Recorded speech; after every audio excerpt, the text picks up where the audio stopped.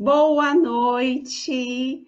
Olha, gente, aqui para mais um dia de palestras, né, da nossa casa Suave Caminho, mas que agora essa casa se ampliou além dos muros físicos, e essa foi uma vantagem deste período de quarentena, de isolamento, de pandemia. Como tudo na vida, a gente precisa olhar o lado bom para a gente foi esse, né, de termos aí uma família crescendo.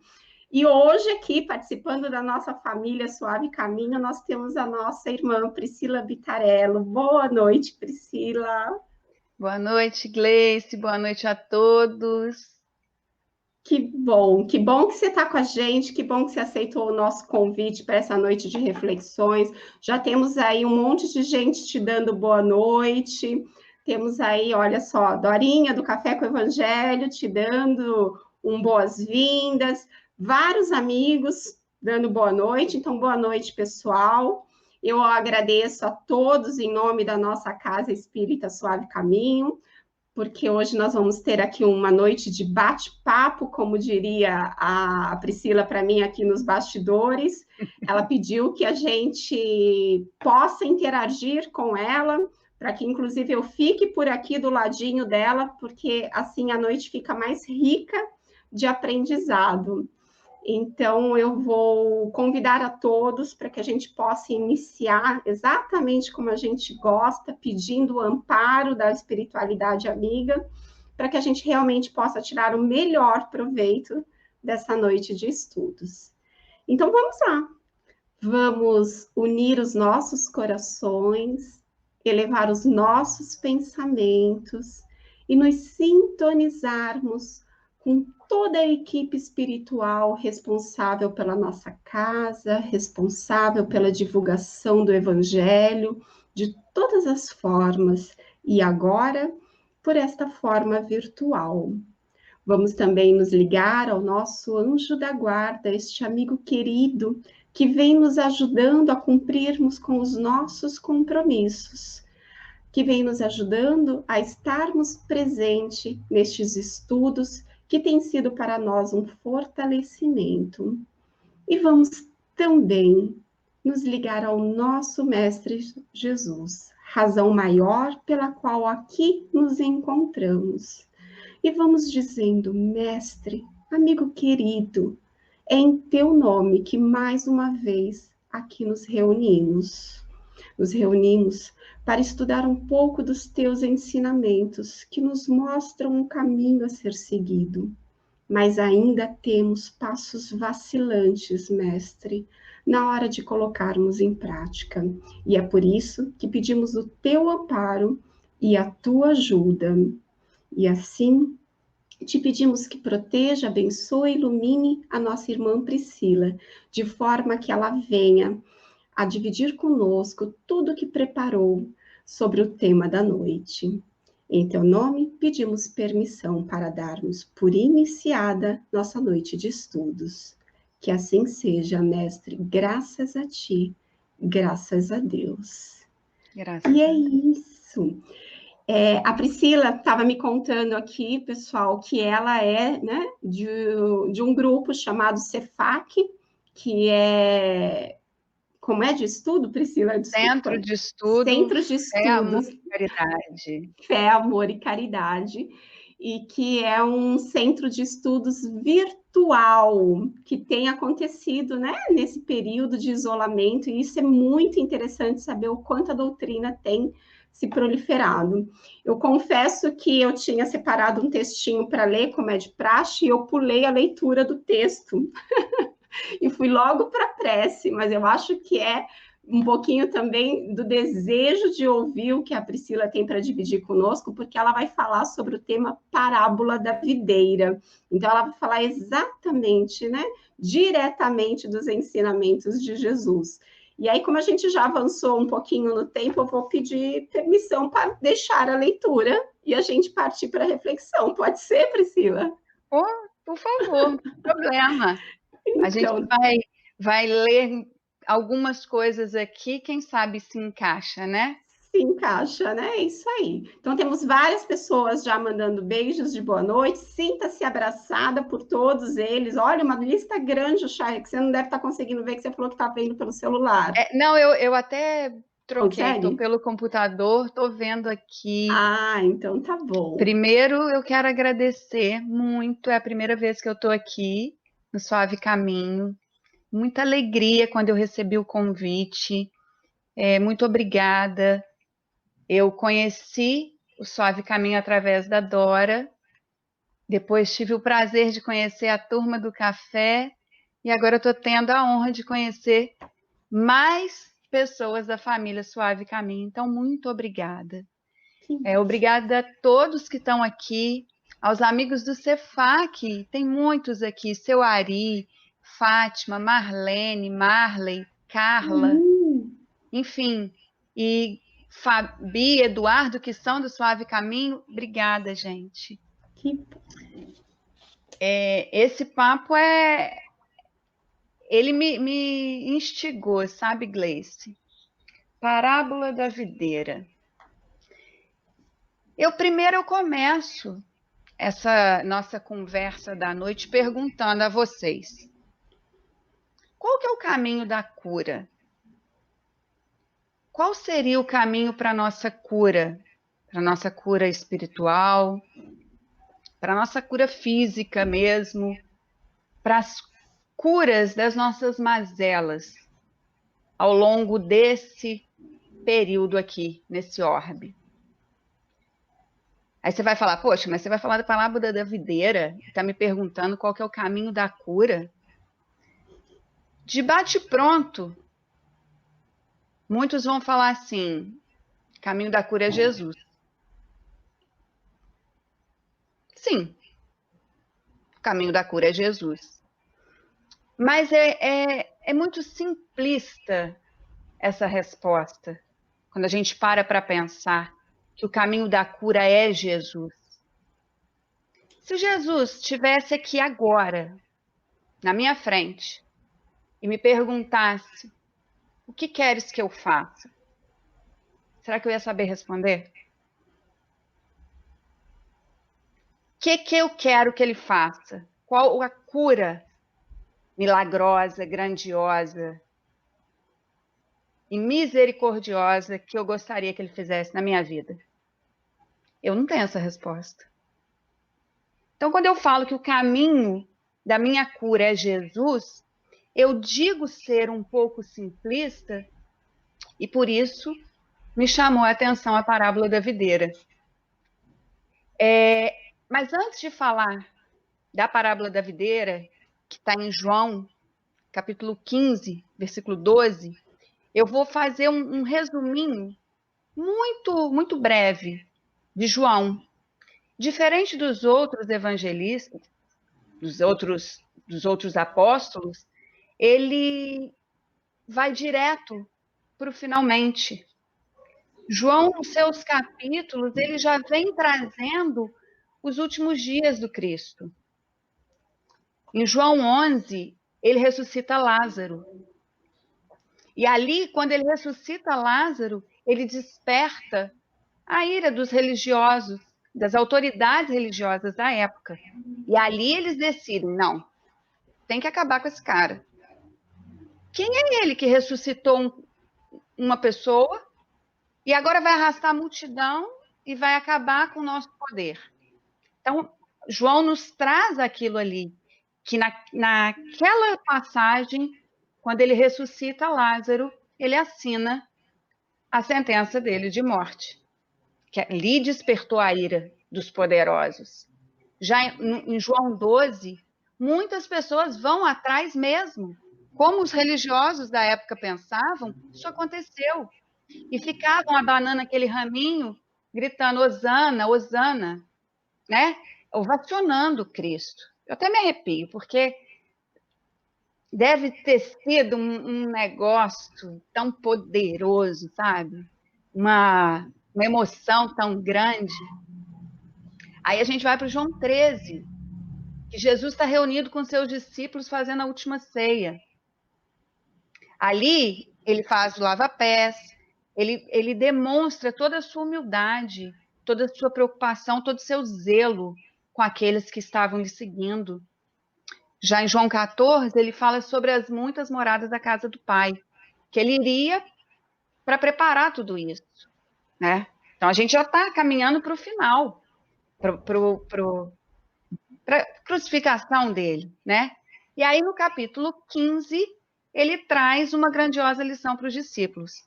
Alguns dizem que a cerimônia do lava-pés foi a última grande lição que ele deu, ainda encarnado. Mas nesse passeio, talvez pelas parreiras, ali ele deu mais uma lição. Acho que até o olhar do Cristo era de aprendizado. Eu costumo brincar que, até hoje, quando a minha mãe me olha, eu já sei.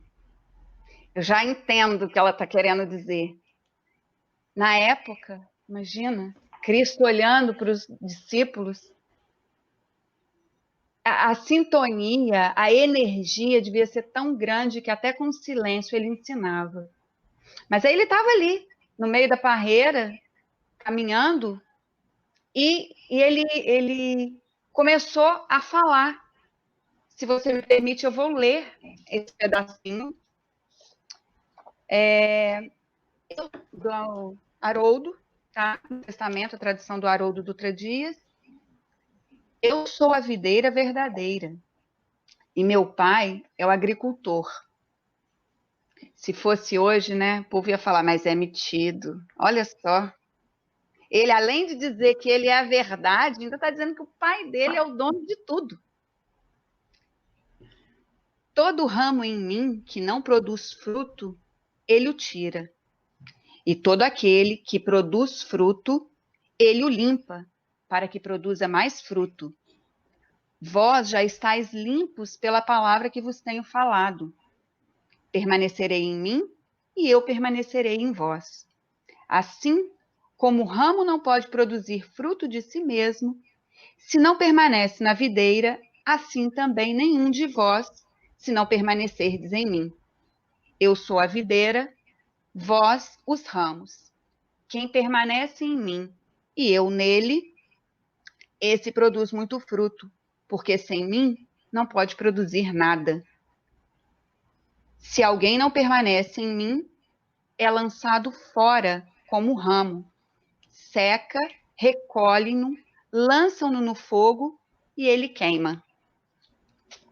Numa primeira leitura, a gente vai falar, nossa, vai me arrancar se eu não aceitar Jesus, se eu não entender o que ele está dizendo, será que vai realmente me jogar no fogo? Mas antes da gente papear sobre isso, eu trouxe também, muito rapidamente, no Livro dos Espíritos, no Prolegômenos, a orientação dos espíritos para Kardec. Primeiro que eles colocam a cepa, né? Aqui, bem aqui abaixo do Prolegômenos, que são trava-língua.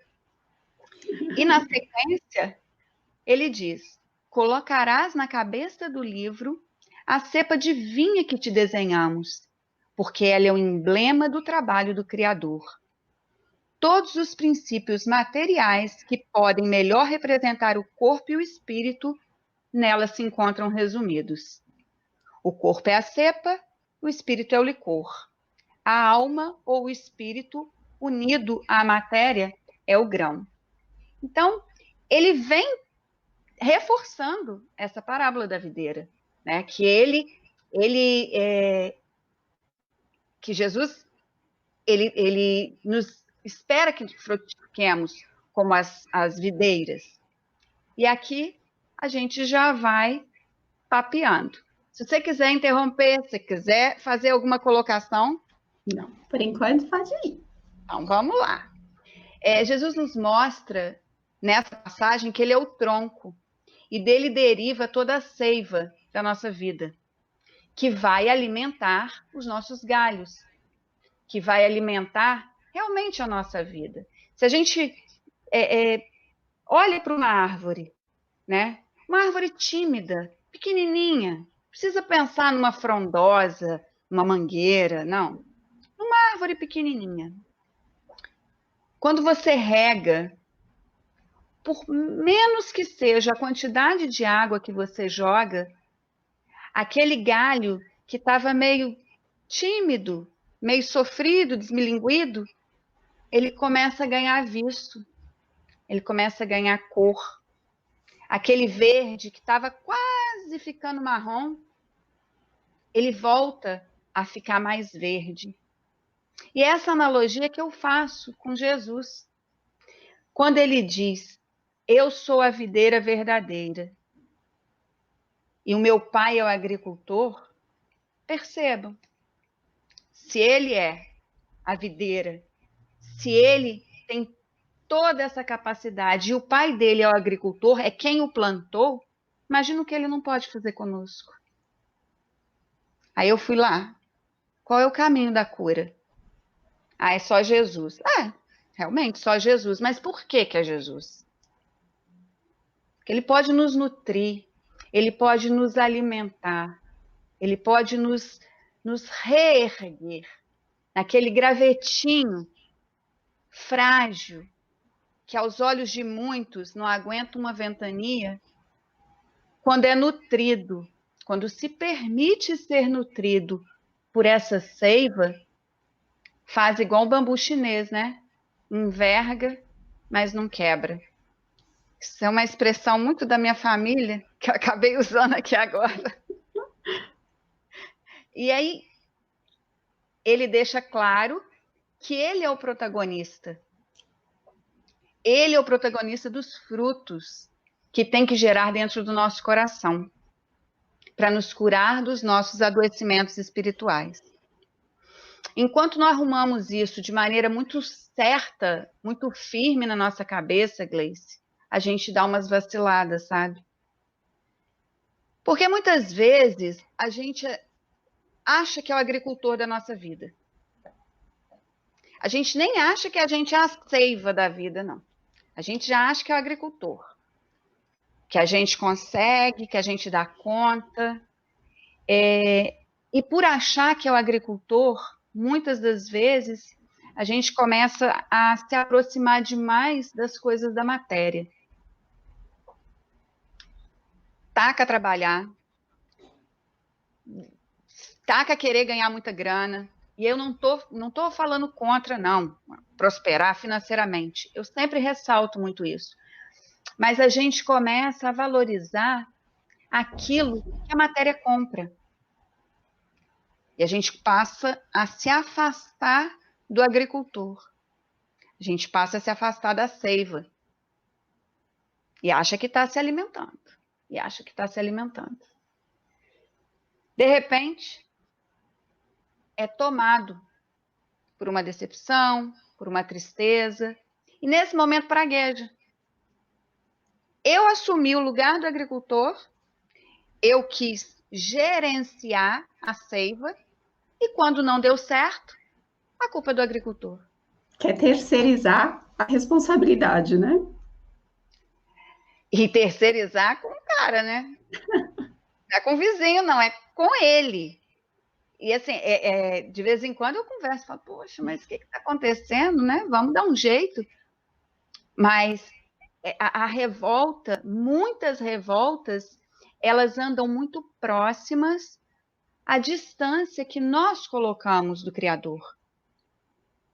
Ele não se distancia de nós nunca. Jamais. Ele está ali o tempo todo, ele não precisava disso, mas ele está a todo instante. Dá a mão, Gleice. Dá a mão que eu vou contigo. Dá a mão que eu te levo. Aí a Gleice dá tchau, a Gleice faz selfie, mas esquece dele. E a gente vem fazendo isso, né? Quando a gente vai... Aí, quando fala do galho seco, é justamente isso. Quando a gente vai se afastando daquilo que nos nutre, daquilo que enxerta as nossas raízes, aquilo que faz com que aquela pontinha seca frutifique, que floresça. Mas ele não nos desampara, não. Ele está ali, Jesus está o tempo todo aos nossos olhos. E Deus nos criou realmente para que a gente frutifique. Para que a gente frutifique na nossa vida e que os nossos frutos atinjam a vida daqueles que nos rodeiam. Mas eu não estou com tempo para perceber isso, né? Eu já tenho a resposta pronta. Jesus é o caminho, a verdade e a vida. Pronto, acabou. Mas o que seria isso? Como é que é ser a videira verdadeira e eu ser o galho? Como é que eu vou permitir que ele faça isso, né? O fruto que Jesus nos convida a brotar, ele está em Gálatas 5, capítulo 5, versículos 22 a 33, que ele fala que o fruto do Espírito é o amor, a alegria, paz, a mansidão, a amabilidade, a bondade, a fidelidade, a paciência e o domínio próprio. Beleza. Eu estou lá envolvida, muito workaholic, muito preocupada em ser agricultora da vida alheia, porque normalmente a gente é, né? Ah, mas olha, aqui, ó, a Marley. Como assim, Marley? Você não fez isso, mas você tinha que ter feito. Estou preocupada em gerenciar as coisas que a Carla ou a Sueli, por exemplo, deixaram de fazer. Crítico de plantão. Verdadeiramente desses frutos que nós somos chamados a nos melhorar, porque todos viemos com eles, todos viemos com essas virtudes, mas muitos de nós deixamos elas adormecidas. Muitos deixamos com que as coisas da matéria nos dominem. Muitos deixamos com que nos tornemos galhos secos, por imprevidência, por impaciência, por falta de comodismo. Mas aí o comodismo, eu vou falar, não, mas eu só fiz isso porque a Gleice me fez fazer. Percebe? Eu jogo logo na sua conta. E é engraçado porque hoje de manhã, no estudo do Evangelho, a gente comentou até sobre isso. Na questão 891, eu acho, não sei, de cor, numa parte da resposta diz que os nossos defeitos, eles estão quando cedemos à matéria. E não foi um acontecimento, não foi um acaso, porque moldar o nosso caráter não está no acaso. Nós já viemos com essa orientação.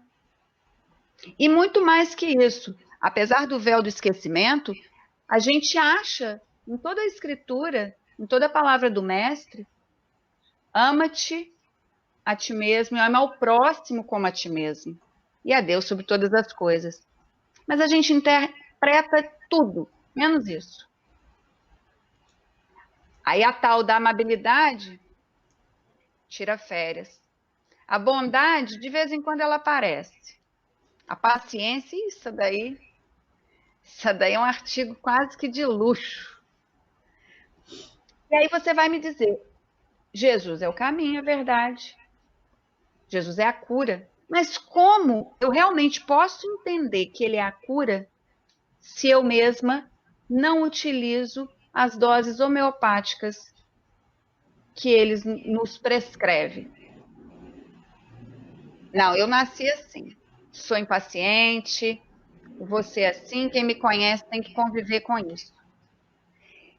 E aí, ele é a videira. Ele está depositando a seiva na gente. E a gente insiste em não aceitar. Ao tempo inteiro ele está esperando a nossa mudança. O tempo inteiro ele está ali esperando que a gente realmente dê frutos. Que a gente realmente, através dos frutos que a gente gerar, a gente transforme a vida do outro. Porque a caridade é a nossa transformação e a transformação do próximo. E eu não tenho como transformar o outro me fazendo sofrer.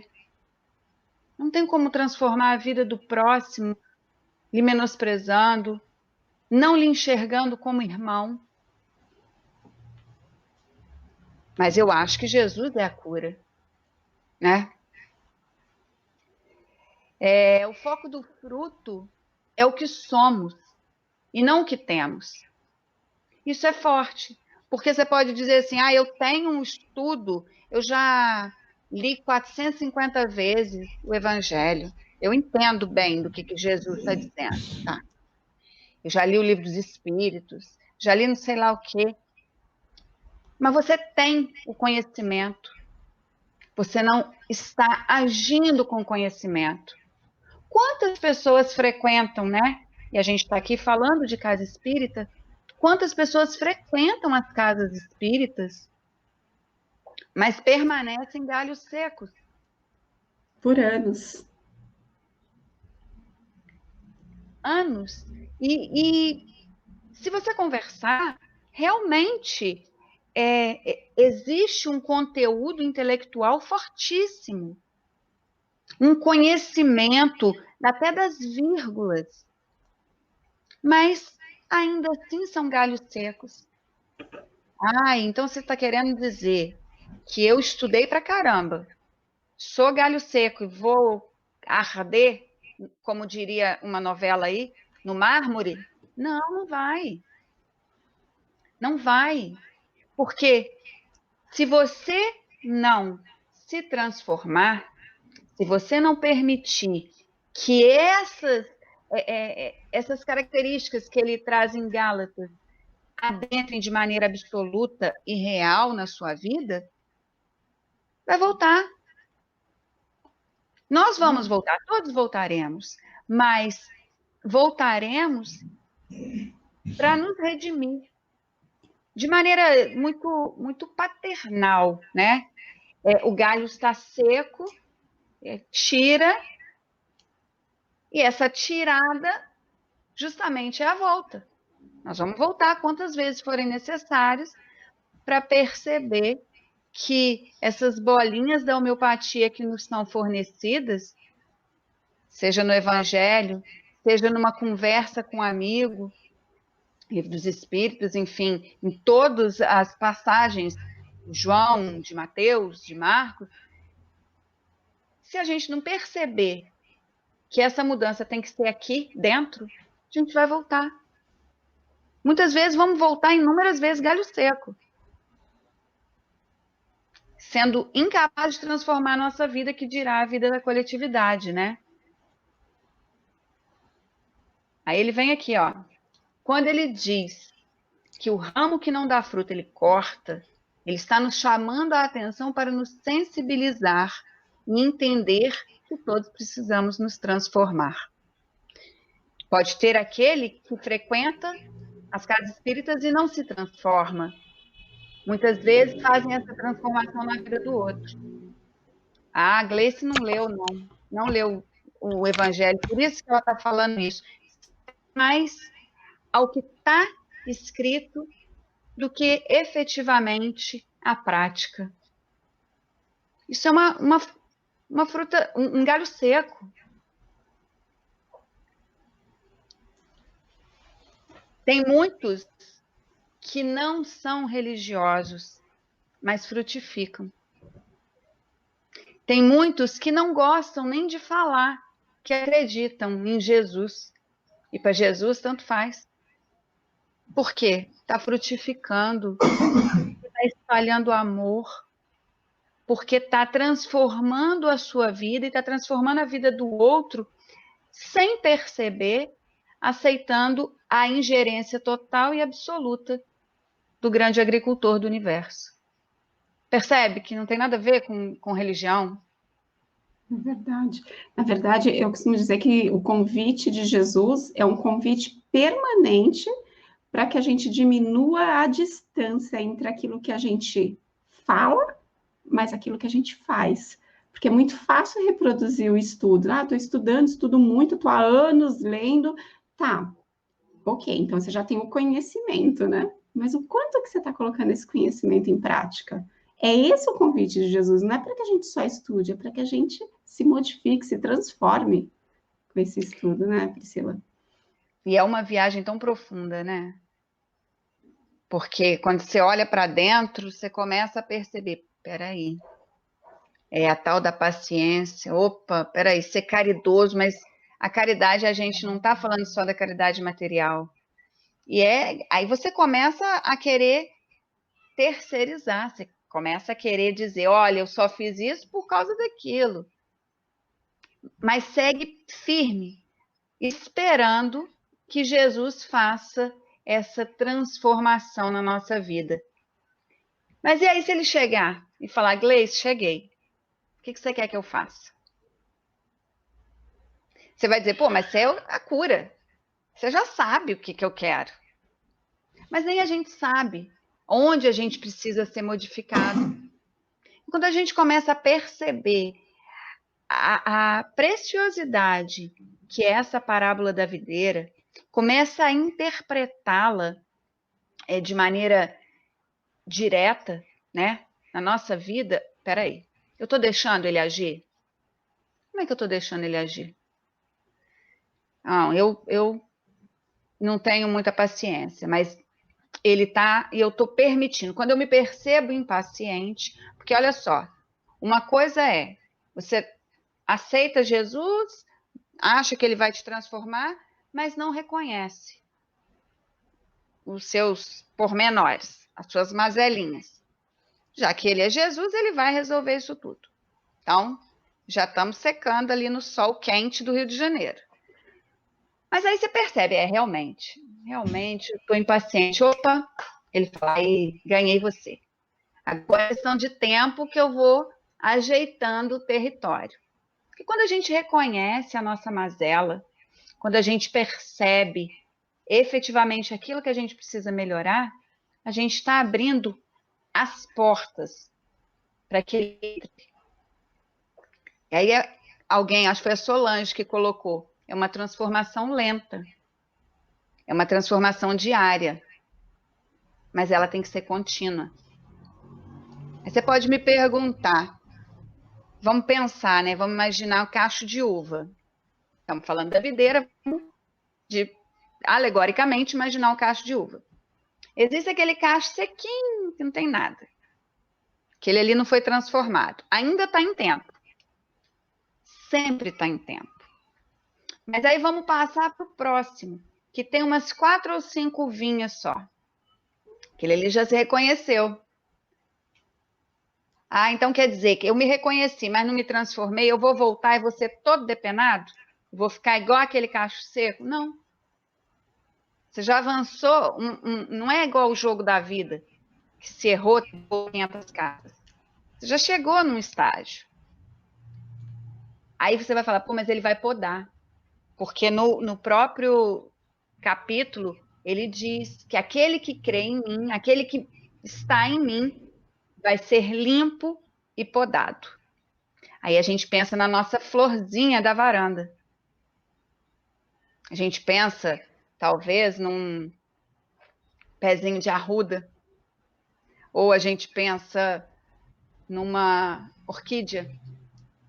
Você vai lá, na época certa. Se você não sabe, você vai procurar, vai se informar. E na época certa, você vai fazer a limpeza e a poda. Para quê? Para na hora oportuna ela floresça de maneira mais forte, mais bonita e mais absoluta. Em agosto, minha mãe veio aqui em casa. E eu tenho uma planta na minha varanda que me acompanha desde o primeiro dia do meu casamento, que foi lá em 2005. Aí ela olhou e falou, nossa, essa planta é horrorosa, toda seca. Tira ela daqui, joga isso fora, tá coisa feia. Parecendo uma casa mal assombrada com essa planta. Aí eu falei, ela é assim, é desse tipinho mesmo. Não, isso aí tá seco, isso não tem mais jeito, não. Tá bom, deixa ela. Foi em agosto. Ela foi embora, ficou lá na casa dela, blá, blá, blá. Agora, semana passada, ela voltou. Quando ela olhou para a planta, ela falou, é a mesma? Não acredito. Eu falei, é a mesma. Tá linda, poderosa, com cada folha enorme, verde.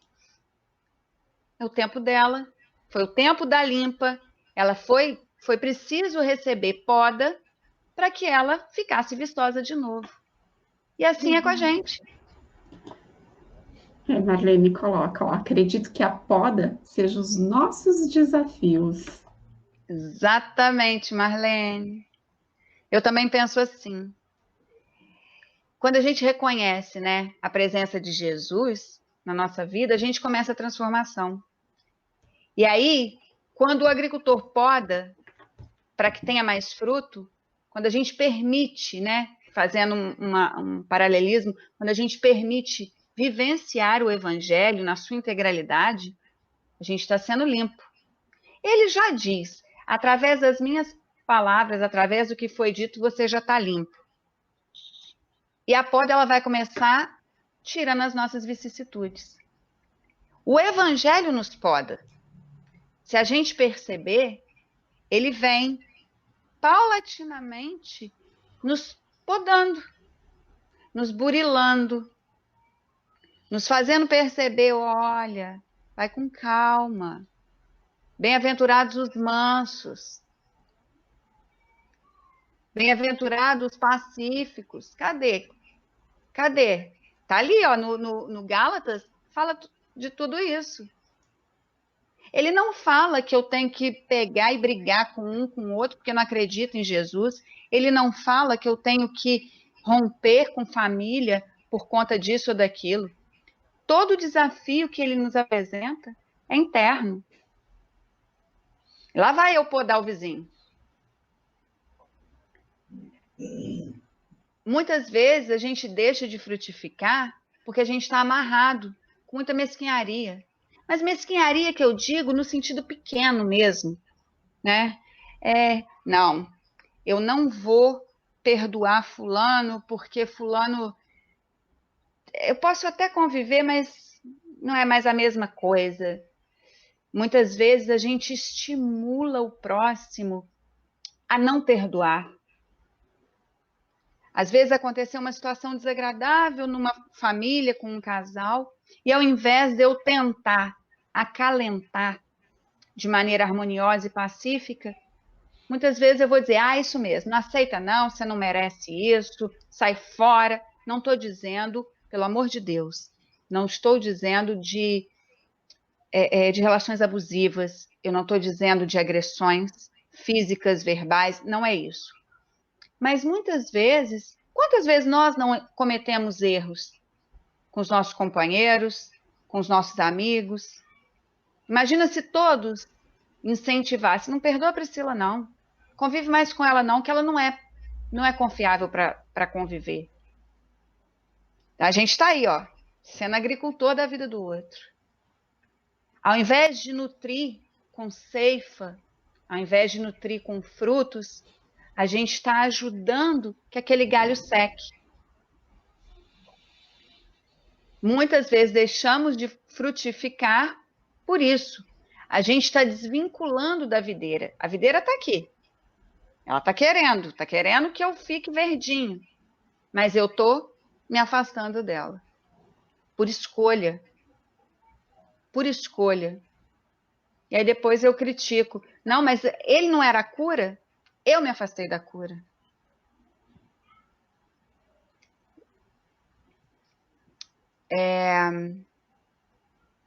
Aí vai falar assim, a Marlene colocou, né? As nossas dificuldades são as podas. Mas às vezes eu estou me afastando tanto que vem aquela poda que dá um sacode. Mas um sacode que se tinha um fiapinho de cabelo, cai. De tão forte que é. Aí pode ser um revés financeiro, pode ser um problema familiar, pode ser uma doença. Aí você vai falar, pô, mas ele está me punindo? Ele está me punindo, já que ele é a videira, já que Deus é o agricultor, eles estão me punindo por isso? Não. Quando a gente poda uma flor, a gente não está punindo ela. Quando a gente poda, a gente quer que ela cresça. Às vezes, eu não sei se você já viu o pé de couve. Quanto mais você corta, mais ele... Isso, não. Não, um dia você vier aqui no Rio, eu vou te mostrar, aqui na nossa horta do condomínio. A couve é um negócio, assim como o tomatinho, aquele tomatinho cereja, quanto mais você corta, mais ele alastra. Então, a poda que ele faz conosco é justamente isso. É nos chamando, nos trazendo de volta. Olha, Priscila, acorda. Eu estou te dando esse sacode para você acordar. Porque o que eu preparei para você é grandioso, é belo, é poderoso. Você pode transformar a sua vida, transformar a vida do outro. Basta você aceitar. Aí lá sigo eu, cabeçuda demais, com meus galinhos fracos. Aí vem outro vento forte para me sacudir, até que eu tome consciência. Ele É não o vai me ponto de quebrar. vista, né, Priscila? Assim, a forma como a gente encara as podas da vida. Quando a gente aprende a encarar as podas da vida como sendo algo que vai nos estimular ao crescimento, à evolução, parece até que a gente olha para ela de novo e fala: nossa, até que ela não foi tão grande. Né? Por quê? Porque é a forma como a gente encara. É verdade. Mas não é fácil. Imagina, Imagina. você passa por uma perda imensa. Eu não tenho propriedade para falar sobre isso, porque eu nunca experienciei. Mas você passa por uma perda, aí vai falar, pô, mas quem é essa garota que está falando em poda? Se eu perdi o que eu tinha de mais precioso? Que Deus é esse? Que Jesus é esse? Que história é essa? Eu não quero frutificar dessa maneira. Então, assim, ele não está te castigando. Por mais que seja estranho pensar, ele sabe a hora certa de agir. Ele age de maneira que a gente nem percebe. Ele traz pessoas à nossa vida para que a gente perceba que aquela poda realmente foi antes da primavera. Para quê? Para que a gente floresça. Normalmente elas acontecem no outono, né? Para que passe o período de inverno e na primavera floresça de maneira muito formosa. E aí ele manda uma mensagem, ele manda um amigo, às vezes uma música. A gente se toca e percebe que opa, não é que essa música falou muito o que eu queria ouvir? Por que será? Ele não joga dados, né, Gleice? Ele não joga dados. E Paulo, ele nos fala sobre as podas do Criador na carta aos Hebreus, capítulo 12. Ele fala que as podas do Criador, elas são correções divinas. Está me ouvindo? Tô tentando ver aqui as mensagens. O frutificar, né? O frutificar, ele não é uma obra do acaso. Você vai falar, poxa, mas fulano é tão mal, tão ruim. Ele jamais vai frutificar. Não, ele vai frutificar. Porque todos viemos e voltaremos justamente para frutificar. Não é obra do acaso. E aí, quando a gente percebe que não é obra do acaso, a gente percebe que as podas também não são. Elas E elas vêm à acontecem. medida, né? Do que a Às gente vezes a precisa. gente acha que é pesado. Ai, às vezes. O Às Márcio, vezes. até pegando a participação do pessoal, o Márcio está dizendo assim: ninguém recebe uma poda que não possa suportar. Elas são de acordo com o que precisamos. E tem o Tony também que colocou assim: às vezes a gente acha que Deus nos abandonou porque as coisas não estão funcionando do jeito que planejamos. Mas na realidade, o que ele está fazendo é nos deixando mais parecidos com Jesus. Nosso Imagina, olha momento, que poderoso isso. né? Aí você vai Exatamente. falar mais parecido com Jesus. Ah, não quero parecer com ele, não. Não, doeu muito, ele sofreu pra caramba. Mas perceba, quando a gente começa a entrar, a esmiuçar, Ele é a videira verdadeira. E se a gente se permitir, ele está na gente o tempo todo. É entrelaçado. E ele aproveita das circunstâncias, né? Às vezes a gente está conversando aqui, como você disse, a Suave Caminho rompeu as paredes físicas. E hoje tem falado para muitas pessoas. Às vezes, esse comentário, como foi do Marcos?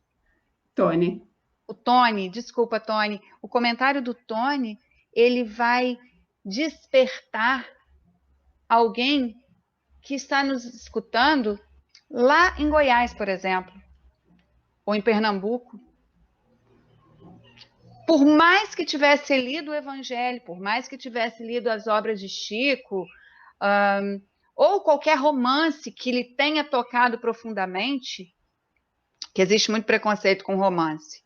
Eu acho que a leitura, ela precisa nos despertar.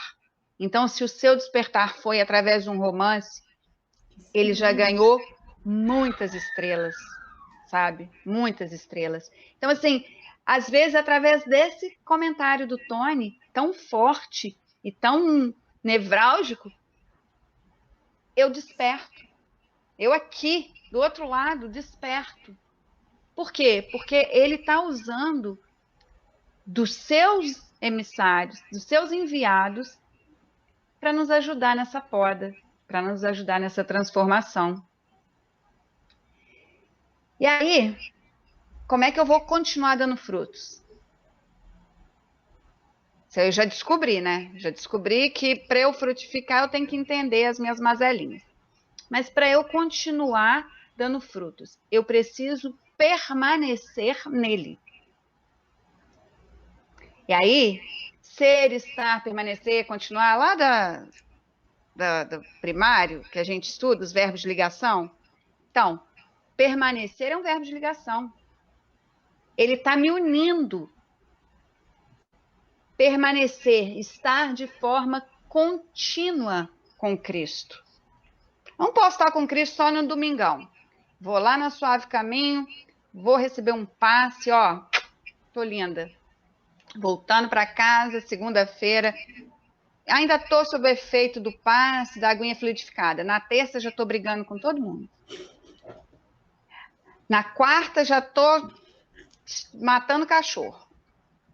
Quinta, nem vou comentar. Sexta, eu saio para esparecer. Não saio não porque tô na Covid.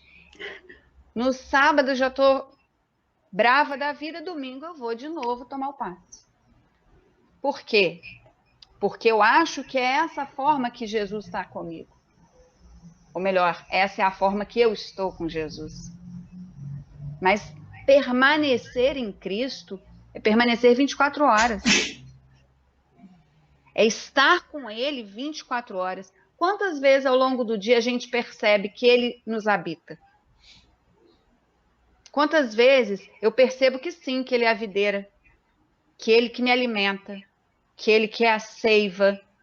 Na Igreja Católica, eles utilizam essa figura na hora da comunhão. Quando recebe o corpo e o sangue do Cristo, não sei o quê. Quando você recebe a hóstia, você está entrando em comunhão com Cristo. Mas essa comunhão é só uma figura. Mas a comunhão verdadeira com Cristo, ela é 24 horas. Aí eu estou ali brava da vida com um colega de trabalho, e aonde Jesus está? Eu olhei para ele e falei, ó, fica aqui no cantinho que eu agora vou ficar brava. Me aborreci com um colega da casa espírita. Jesus, você fica quieto aí, porque eu vou me aborrecer agora com a Dora. Vou brigar com a Dora, porque eu não gostei do que a Dora falou. Imagina. A gente talvez não tenha essa dimensão, né? Será que a gente segue realmente conectado com Jesus? O quanto que a gente está conectado? No Instagram tem até um negocinho que você consegue ver quanto tempo você está conectado na rede social. Tem gente que fica 3, 4, 6, 7, 12 horas. E como é que é essa conexão com Jesus? Ah, mas eu respiro, eu já estou conectada com ele. É bem assim, né, meu amigo? Não é bem assim. Não é bem assim. Às vezes a gente vai para casa espírita, escuta uma palestra, aí fica bem, ah, não, essa semana eu vou ficar linda. Acabou a palestra, acabou. Pegou o carro, o tomador de conta vem, acabou a palestra. Já era. Tudo que você ouviu na palestra, toda aquela comunhão, aquela vontade de realmente se transformar, vai embora. No Aí trânsito, eu falo. acabou de sair, né? Pegou o carro, acontece alguma coisa. E agora nesse tempo, né, Gleice, nesse período de pandemia, sindemia, é complicado. É complicado você perceber mais de 160 mil mortos. É complicado você perceber pessoas sofrendo muito com isso. Não só com a doença física em si, mas em razão dela. E aí, nessa hora, a gente tem que serenar a mente e entender que ele realmente é a seiva. Como o Tony, como o outro, acho que foi o Marcos que disse que ele não nos dá a, a, a poda maior do que o que a gente suporta, perceber sim que estamos, e aí fazendo um parêntese para esse período, estamos vivenciando um período de poda coletiva, onde estamos sendo mais uma vez chamados à nossa transformação, à nossa viagem íntima. Espera aí, paciência talvez não, mas amabilidade. Eu posso ser um pouquinho mais amável. Eu posso tentar me dominar um pouquinho. Eu posso não ser tão impulsiva. Eu posso procurar não ser tão dominada pelos meus instintos, pelos meus desejos. Deixa, já que eu acredito e sei que Jesus é o caminho, a verdade e a vida, que eu permita que ele seja realmente o meu caminho, a minha verdade e a minha vida. Por mais dolorido que seja. Eu achei essa passagem, essa parábola muito, muito forte. Muito, muito forte. Uau. Por isso, foi a proposta que nós trouxemos para papiar. Muito bom. E o nosso queridinho Emmanuel, que é o querido do Cefac, ele nos acompanha sempre. Ele nos acompanha nos estudos à noite, ele nos acompanha nos estudos da manhã, porque a gente tem estudo de segunda a quinta, às 7h30 da manhã, e de segunda a sexta, as lives às 9 horas da noite. Emmanuel está sempre presente, sempre. Eu separei uma leitura dele. Posso Claro, ler? por favor. É do Caminho, Verdade e Vida, capítulo 55, As Varas da Videira. Eu sou a videira, vós as varas. Jesus, João, capítulo 15, versículo 5. Jesus é o bem e o amor do princípio. Todas as noções generosas da humanidade nasceram de sua divina influenciação. Com justiça, asseverou aos discípulos, nessa passagem do Evangelho de João, que seu espírito sublime representa a árvore da vida e seus seguidores sinceros, as frondes promissoras, acrescentando que, fora do tronco, os galhos se secariam, caminhando para o fogo da purificação. Percebe? O seguidor sincero, né? Ele não fala o seguidor sincero, que seja católico, que seja espírita, evangélico, que seja não sei o quê. O seguidor sincero é aquele que pratica o amor. Porque no final desse capítulo 15 de João, ele fala sobre isso. Sem o Cristo, sem a essência de sua grandeza, todas as obras humanas estão destinadas a perecer.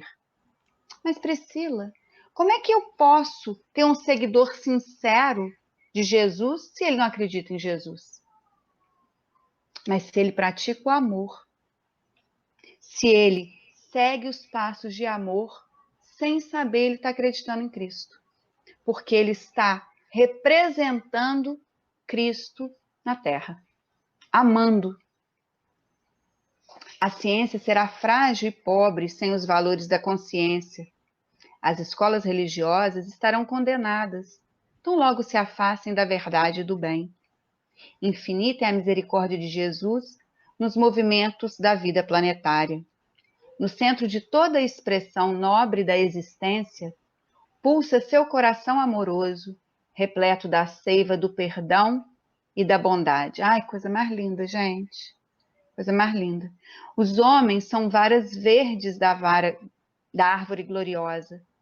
Quando traem seus deveres, secam-se porque se afastam da seiva, rolam ao chão dos desenganos, para que se purifiquem no fogo dos sofrimentos reparadores, a fim de serem novamente tomados por Jesus, à conta de sua misericórdia para a renovação.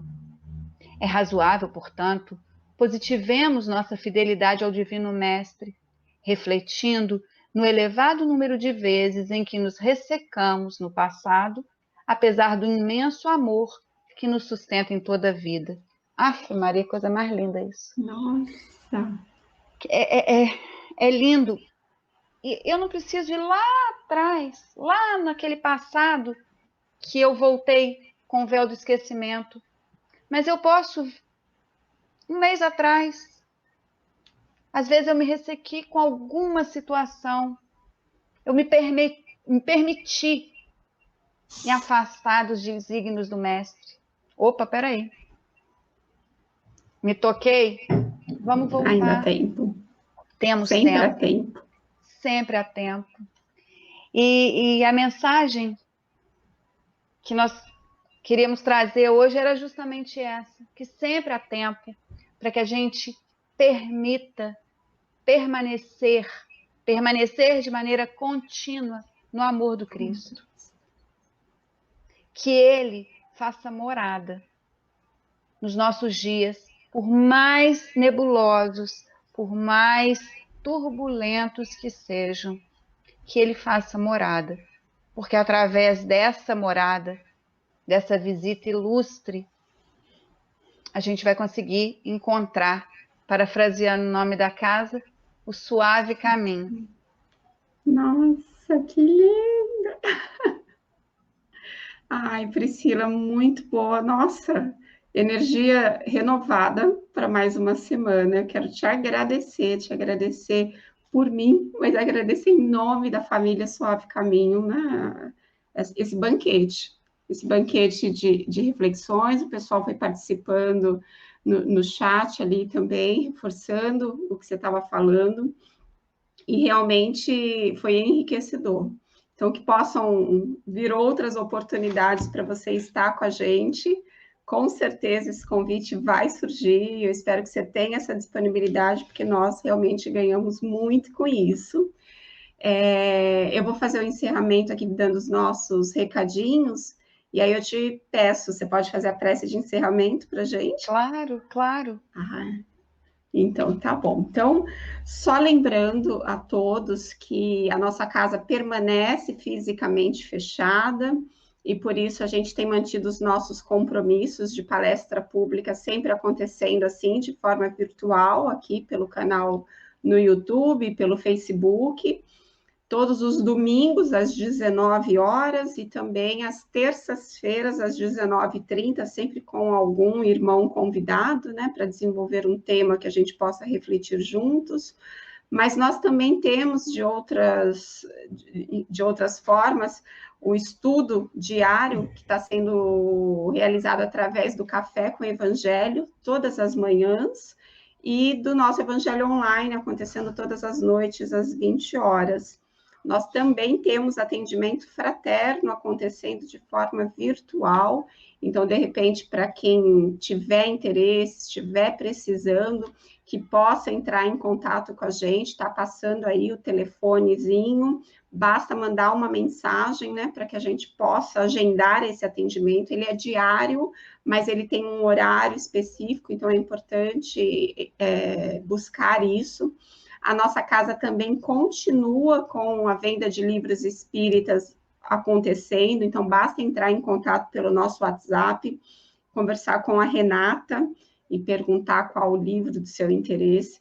E como já é costume nosso, em todas as palestras, a gente faz a divulgação de algum livro espírita. Hoje, eu não quis fugir à base, e aí eu trouxe, vamos lá, o Evangelho segundo o Espiritismo, que é um livro, né, que é um livro de cabeceira para um número grande de pessoas, e é um livro que é baseado nas instruções dos espíritos superiores. Essas instruções foram registradas no livro, ali sempre no finalzinho de cada capítulo. Nesse livro, Kardec explica para a gente as máximas morais de Jesus, né, tentando o tempo todo nos convidar ao que a Priscila fez hoje, né, que é vivenciar no nosso dia a dia, todo esse aprendizado. Então, precisa ser um livro de cabeceira para todos nós, não é um livro que a gente vai ler uma única vez na vida, pelo contrário, eu acho que é uma leitura diária, uma reflexão diária. Então, fica aqui a divulgação desse livro que compõe o Pentateuco, ou seja, os 5 livros básicos da doutrina espírita, e que fica aqui a sugestão de leitura que a gente possa desenvolver. Mais uma vez, Priscila, então, eu te agradeço do fundo dos nossos corações, sinta-se abraçada pela nossa casa, e eu te peço que encerre a nossa noite de estudos, então, com uma prece de encerramento. Eu que agradeço muito o convite. Antes até de fazer a prece, a Geisa colocou aqui que a Suave Caminho foi fundada em 13 de maio de 1984. Sim. Obrigada, Geisa, por compartilhar isso agora.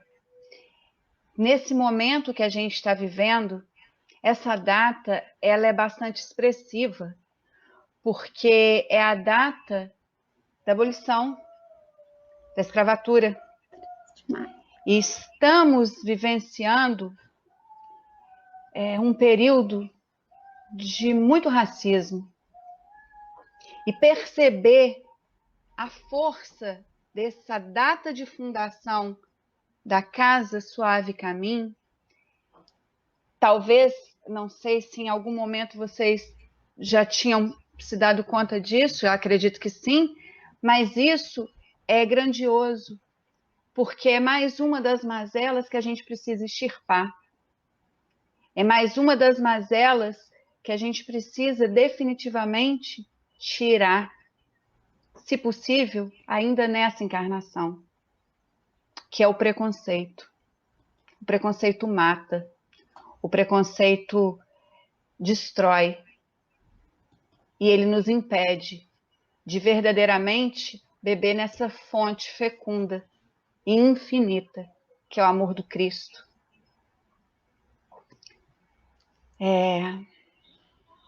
E assim, sem a pretensão de esgotar esse tema, sem a pretensão de falar todos os pormenores que essa parábola riquíssima tem, eu agradeço, Gleice, pelo seu carinho na condução do nosso papo. Agradeço a todos que aqui tiveram. A Dora por me permitir conhecer a Geisa, permitir conhecer você e estar aqui hoje. A todos os amigos do Cefac. Peço permissão, Jesus, com seu amparo, com o amparo da espiritualidade, amiga, Sheila, Emmanuel, Dr. Rodrigo Antunes, que todas as palavras que aqui foram ditas, todas as reflexões que foram trazidas, façam morada dentro de nós, Senhor, sendo objeto de transformação, ainda que pequeno, ainda que silencioso, mas constante. Que a gente esteja contigo de maneira continuada ao longo dessa semana, ao longo das semanas que estão por vir, ao longo da vida. Gratidão a todos os amigos que se encontram nesse momento, nos ouvindo, nos intuindo, nos amparando. Peço a permissão, Senhor, para encerrar esse estudo da noite. Ser conosco hoje, agora e sempre. Graças a Deus. Graças a Deus. Lindo. Obrigada, Priscila. Boa noite a todos, então. Fiquem com Deus. Beijo.